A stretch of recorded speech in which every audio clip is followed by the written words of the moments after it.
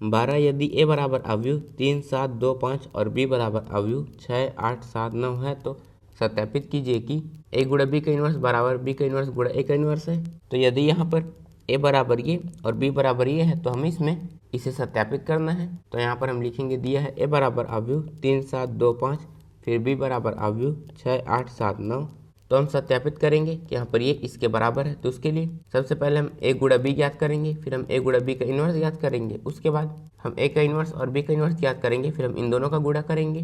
तो पहले हम इसे ज्ञात करेंगे, तो इसमें हम सबसे पहले ए गुणा बी ज्ञात करेंगे। तो यहाँ पर ए गुणा बी बराबर अवयव ए गुणा अवयव बी।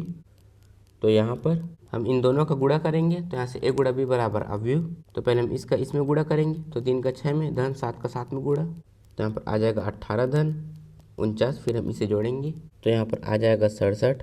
फिर इसका इसमें गुणा करेंगे तो 3 का 8 में धन 7 का 9 में गुणा, तो यहाँ पर आ जाएगा 24 धन 63, फिर हम इसे जोड़ेंगे तो यहाँ पर आ जाएगा 87। फिर इसका इसमें गुणा करेंगे, फिर हम 12 में 35 जोड़ेंगे तो यहाँ पर आ जाएगा 47।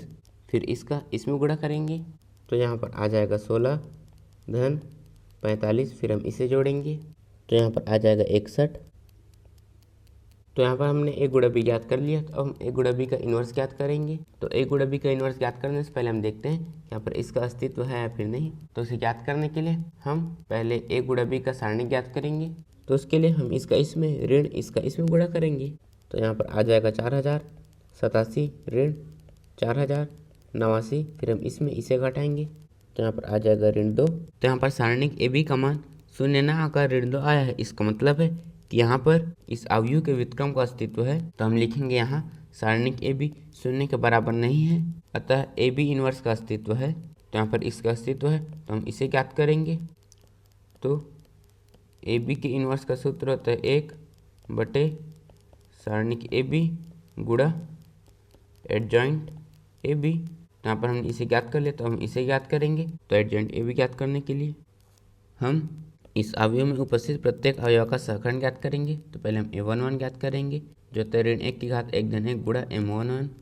तो यहाँ पर आ जाएगा 1 गुणा, हम इसे ज्ञात करेंगे तो यहाँ पर ये और ये कट जाएगा तो हमें बचेगा 61। तो यहाँ पर आ जाएगा 1 गुणा 61, फिर हम इनका गुणा करेंगे तो यहाँ बराबर में आ जाएगा 61। फिर a12 ज्ञात करेंगे जो होता है ऋण 1 की घात 1 धन 2 गुणा m12। तो यहाँ पर ये हो जाएगा ऋण 1 गुणा, हम इसे ज्ञात करेंगे तो यहाँ पर ये और ये कट जाएगा तो बचेगा 47। तो यहाँ पर आ जाएगा ऋण 1 गुणा 47, फिर हम इनका गुणा करेंगे तो यहाँ पर इसका मान आ जाएगा ऋण 47। फिर इस तरह से हम इनका भी मान ज्ञात करेंगे तो यहाँ पर इसका मान हो जाएगा ऋण 87 और यहाँ पर इसका मान हो जाएगा 67। तो यहाँ पर हमने अवयव में उपस्थित प्रत्येक अवयव के सहखंड ज्ञात कर लिए। तो अब हम एडजॉइंट ए बी ज्ञात करेंगे जो होता है अवयव a11 a12 a21 a22 का परिवर्त। जैसे एडजॉइंट ए बी बराबर अवयव का परिवर्त, हम इसमें इनका मान रखेंगे। तो यहाँ पर इनका मान है 61 ऋण 47, तो यहाँ पर आ जाएगा 61 ऋण 47 और यहाँ पर इनका मान है ऋण 87 और 67। तो यहाँ पर आ जाएगा ऋण 87 और 67। तो हम इसका परिवर्त ज्ञात करेंगे। तो यहाँ से एडजॉइंट ए बी बराबर अवयव, तो उसके लिए हम इसे इस तरह लिखेंगे, फिर इसे इस तरह लिखेंगे। तो यहाँ पर हमने सारणिक ए बी भी ज्ञात कर लिया और एडजॉइंट ए बी भी ज्ञात कर लिया। तो अब हम ए बी का इन्वर्स ज्ञात करेंगे जिसका सूत्र होता है 1 बटे सारणिक ए बी गुणा एडजॉइंट ए बी।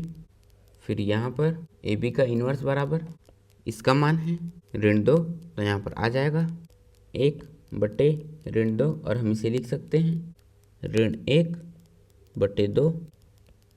फिर हम इसका मान रखेंगे जो है ये, यहाँ पर आ जाएगा अवयव 61 ऋण 87 ऋण 47 और 67। तो यहाँ पर हमने ए गुणा बी का इन्वर्स ज्ञात कर लिया। तो हम बी का इन्वर्स गुणा ए का इन्वर्स ज्ञात करेंगे। तो उसके लिए सबसे पहले हम ए का इन्वर्स ज्ञात करेंगे। यहाँ पर ए का इन्वर्स बराबर इसका सूत्र होता है 1 बटे सारणिक ए गुणा एडजॉइंट ए। ए का इन्वर्स बराबर यहाँ पर अवयव ए है ये, तो सारणिक ए के लिए हम इसका इसमें गुणा करेंगे, ऋण इसका इसमें गुणा करेंगे। तो यहाँ पर आ जाएगा 15 ऋण 14, फिर हम इसमें इसे घटाएंगे तो यहाँ पर आ जाएगा 1 बटे 1 और हम इसे लिख सकते हैं 1। फिर जैसे हमने एडजॉइंट ए भी ज्ञात किया उसी तरह से हम एडजॉइंट ए ज्ञात करेंगे। तो यहाँ पर इसका मान हो जाएगा अवयव 5 ऋण 7 ऋण 2 3। तो यहाँ पर हमने ए का इन्वर्स ज्ञात कर लिया, तो हम बी का इन्वर्स ज्ञात करेंगे। तो बी का इन्वर्स बराबर 1 बटे सारणिक बी गुणा एडजॉइंट बी। तो बी का इन्वर्स बराबर यहाँ पर अवयव बी है ये, तो सारणिक बी ज्ञात करने के लिए इसका इसमें गुणा ऋण इसका इसमें गुणा। तो यहाँ पर आ जाएगा 54 ऋण 56, फिर हम इसे घटाएंगे तो यहाँ पर आ जाएगा 1/2 और हम इसे लिख सकते हैं ऋण 1/2।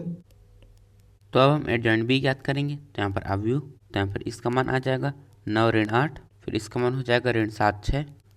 तो यहाँ पर हमने ए का इन्वर्स ज्ञात कर लिया और बी का इन्वर्स ज्ञात कर लिया।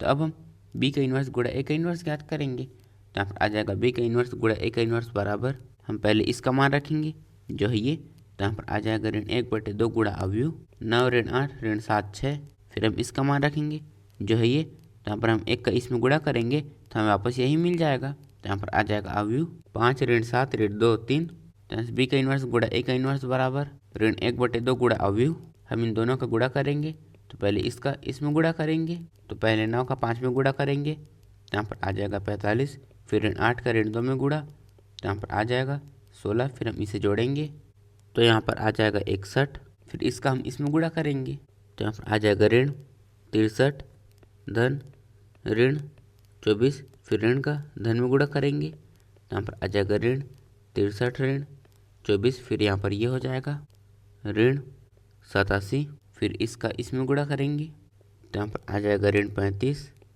धन ऋण 12, फिर ऋण का धन में गुणा करेंगे तो यहाँ पर आ जाएगा ऋण 35 ऋण 12, फिर हम इसमें इसे घटाएंगे तो यहाँ पर आ जाएगा ऋण 47, फिर इसका इसमें गुणा करेंगे तो यहाँ पर आ जाएगा 49 धन 18, फिर हम इसे जोड़ेंगे तो यहाँ पर आ जाएगा 67।